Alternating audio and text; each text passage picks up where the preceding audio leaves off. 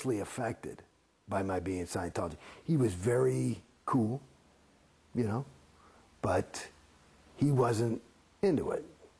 He was happy for me. He never gave me any fucking thing about it, you know. But, and I think his wife, you know, I perceived that, you know, she was a little bit more like that. At any rate, and they were right.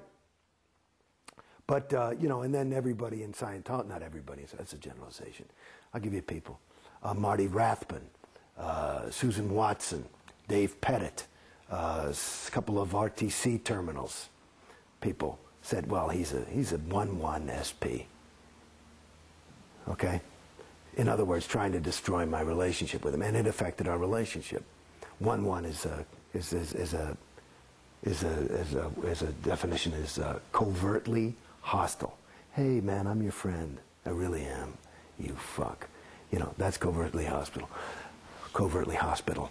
And so one of the first things I did, I mean, you know, we'd stay in communication, but the further I got in, like that, and that's a loss, you know, let alone my family.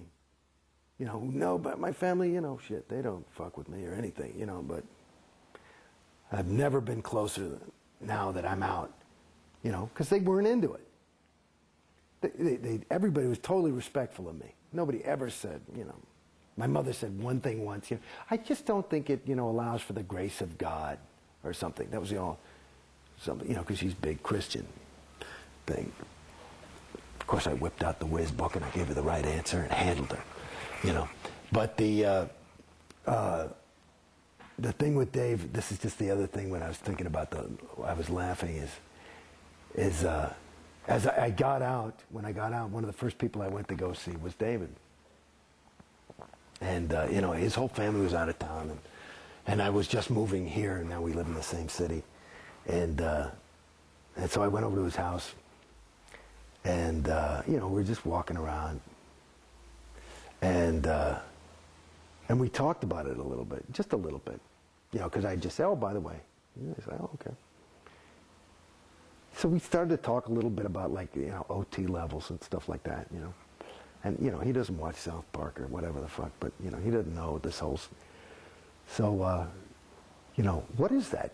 You know, what is the, you know, what were you into? Why, what is the OT? Or, you know, so I don't know what, if he asked the question, but somehow I went and I explained to him. And here I am, you know, just kind of basically, it just walked out the door.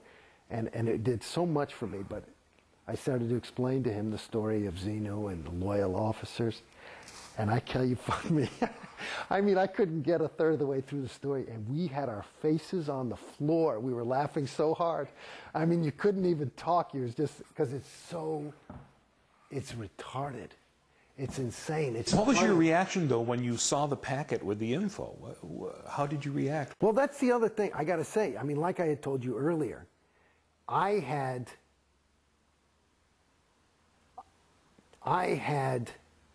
been on a spiritual journey long before Scientology. This data is just, it's as different as the word Thetan is different from the word spirit. It's about that different. I mean, the Bible talks about the devil and demons. It's nomenclature. The, you know, entities is what they talk about in these New Age religions. So all that stuff about Thetans, I mean, it was a little because I was in Scientology heavily, so I was a little bit like this. But I thought, okay, and I remember that was my thought. I said, okay, well, that's obviously, it wasn't that big of a surprise to me. And I just thought, it's like one of those moments, now that I look back and really look at it, there was a moment where I could have woken up there. But you choose not to. And that's part of the reason why Scientology is expensive. You know. Well, if you're paying a lot of money for it, it makes it more valuable. And you give it more... It's like I was just listening to the fucking radio today. There's this guy. He was working at MTV, and they were in New York. This is just on NPR today. This guy, and he was on this art channel on NPR. And he was working at MTV, and they were talking about packaging and marketing and how important it is. And the guy, and he was talking and saying it was important, and that it was, this other guy said, it's not that important. He says, bullshit. And they had a little bit of an argument, and he said, well, let me see, let me show you something. And he went, and he was in New York, and he went and he grabbed little garbage, and he put them in little plastic boxes, and he put a little stamp on them and dated them and signed the, you know, and numbered them, and he's selling them for $50 each as art. Started as $10 as just a, and it was like a little gift. But now that they're up there $50 and $100 each, the people are actually calling them art. So it's an interesting thing. So again, it's your own, you're driving the car. It's just that you don't realize that the car, as a Scientologist, because you're in the trap, it's got a pre-rigged route. It's called the bridge. And so you feel like this is this easy life. I just got to sit here and the car basically drives itself. All I got to do is show up at the church and I'll be happy. And there you are. And you're on the bridge to total freedom. To total freedom. Yeah, they free you from yourself. That's one of the brutally ironic things about Scientology when they have a slogan called Think for Yourself. Yeah.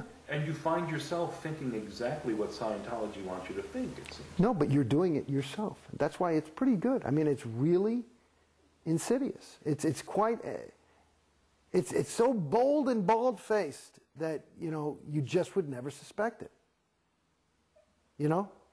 It's another, reminds me, you remember those, I used to smoke cigarettes. And so I was smoking cigarettes and I wanted to quit and I couldn't quit and I'm smoking. And then these new cigarettes came out from American Spirits. And I say, and they're supposed to be all natural, right? And the fucking thing on it, it said addictive free. And I said, bullshit. So I start smoking and I'm down to like 2 cigarettes a day. And I'm like fucking disseminating the shit out of these things. They're the best cigarettes in the world. And I'm telling everybody, these are addictive free. I'm hardly smoking at all. I say, look, it's addictive free. It says, that's not, it says additive free. I went right back to a pack a day. So it's the same kind of, you know what I'm saying? It's you know, you're playing the game by yourself. It's a mental.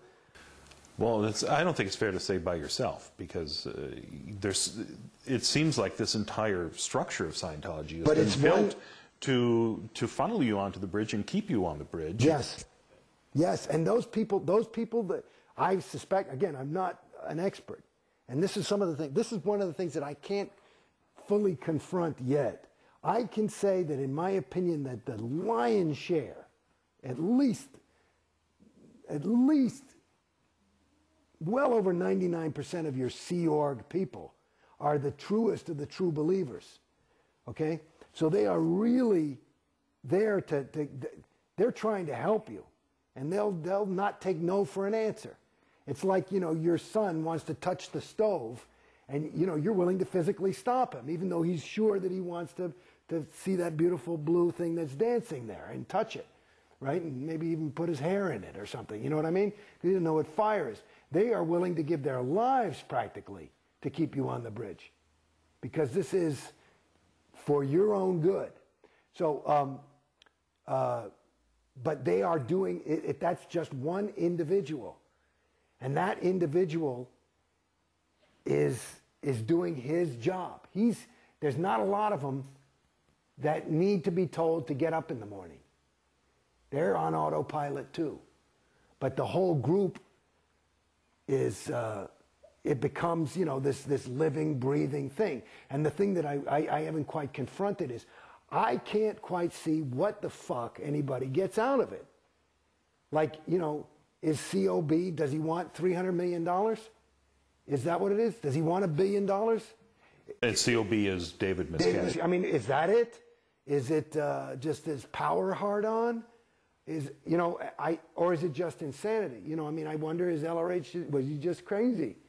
You know, there are people, maybe he was an SP, you know, whatever. But I don't know. I mean, the jury's out for me. I haven't, like I said, I can't confirm. I don't see what the fucking, like, if I wanted money, I know for me, if I wanted $1 billion or something like that, I couldn't do that. That wouldn't be a way for me.